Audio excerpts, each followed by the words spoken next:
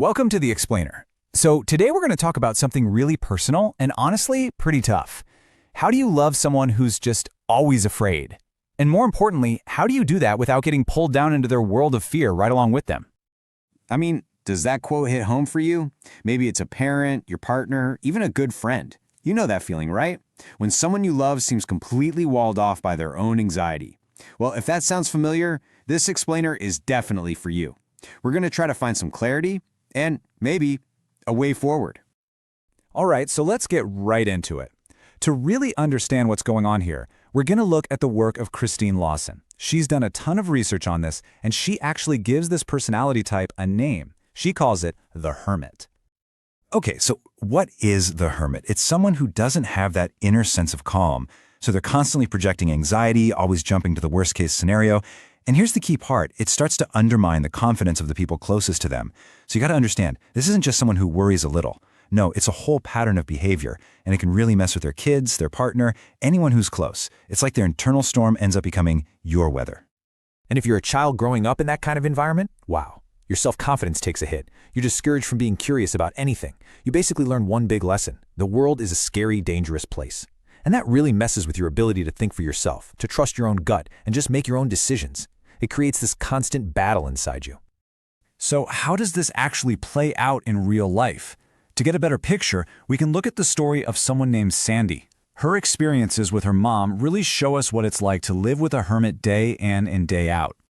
This right here, this is one of the most common things you hear, and it's just so painful. It's not like the hermit is trying to hurt you, It's just that their fear it's like an acid. It's so powerful that it just eats away at the confidence of everyone around them. Okay, so get this. Sandy tells her mom about a tiny little issue at work. Just a minor conflict. What happens? Her mom completely catastrophizes. She's instantly convinced that Sandy's boss is out to get her and she's about to be fired. So instead of feeling better, Sandy feels a million times worse. You see how that works? A small problem gets blown up into a full-blown crisis. And here's the other big thing. This constant twisting of reality. Everything gets filtered through this lens of fear and paranoia. Every interaction, every event is seen as a potential threat. This is a perfect example. Sandy's mom claimed her husband bawled her out. But what did he actually say? He literally just said, "Betty, I don't want to hear any more about the hat." That's it. A totally harmless comment is twisted into this huge, aggressive attack. Can you imagine? When you live with that, you start to constantly second-guess your own reality. Okay, so you can see how trying to navigate all this would be absolutely draining. And that brings us to the biggest challenge of all, right? How in the world do you respond to all this without just feeding the fear? This question is the real turning point. It's where you stop just reacting to the crazy-making and start responding with purpose. It's all about protecting your own sanity, really. Let's look at this chart, because it lays it out perfectly. On the left side, you've got all the reactive stuff we do, getting mad, belittling them, arguing over what really happened. And look, these reactions are totally normal, but they just make everything worse. They feed the beast. Now look at the right side, the constructive responses. Responding with reason, calmly sticking to your perspective, setting limits. It's not about winning.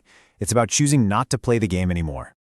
Okay, so that all sounds good in theory, but how do you actually do it? Well, according to Christine Lawson, there's a real step-by-step strategy you can use to build some of those healthier boundaries. And this dream Sandy had, wow, it just nails the feeling, doesn't it?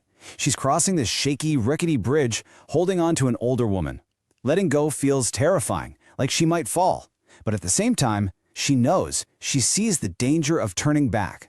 It's that feeling of being caught between two impossible choices.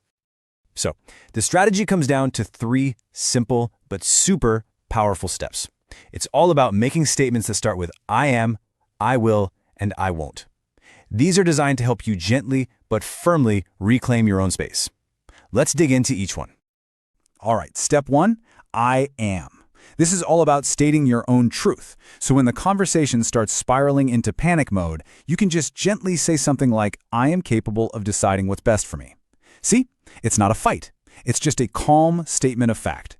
It ends the debate right there. Next up, step 2, I will. This is where you define your actions. You set the new rules of engagement. Sandy told her mom, I will always help you in an emergency, but I need to live my own life. It's brilliant, right? You're not abandoning them. You're just making it clear what you are willing to do on your terms, not theirs. And finally, step 3, I won't. This one is maybe the most important for protecting your own peace. You have to set clear limits on what you will no longer put up with. Sandy just announced, I won't listen to negative comments anymore. By doing this, you're not trying to fix them.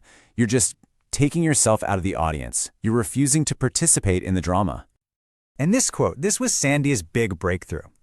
It's not my fault that she spent her life living in fear, and it's not my job to protect her.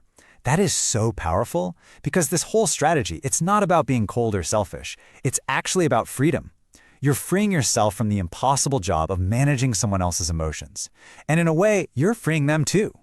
So that really brings us to the core of it. This whole thing is about taking your power back. It's not about walking away from the relationship. It's about changing it into something healthier. It's about figuring out how to love the person without getting lost in their fear. So I'll leave you with this question to think about. What is one I won't statement you can make, maybe even today, to start reclaiming your own peace?